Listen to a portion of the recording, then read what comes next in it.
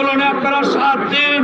নৈতিকতার আন্দোলন, যেখানে দুর্গত মানুষের সাহায্যার্থে বিজেপি বিধায়ক দল, এমপি দল যারা ত্রাণ কার্যের জন্য গিয়েছিলেন তাদের উপর প্রাণঘাতী হামলা। এখনো খগেন মুর্মু শিলিগুড়ি মেডিকেল কলেজে হসপিটালে ভর্তি, একজন রাজ্যের এমপি, আইনসভার সদস্য, তার যখন রাজ্যের নিরাপত্তা নেই, আমি আপনি আপনাদের মতো সাধারণ মানুষ আমাদের নিরাপত্তা আজকে প্রশ্ন চিহ্নের আবদ্ধে আছে। তাই আমি আপনাদের কাছে আগ্রহ করব, আপনারা এই পরিস্থিতিতে অবশ্যই অসুবিধায় পড়েছেন, একথা আমরা অস্বীকার করছি না।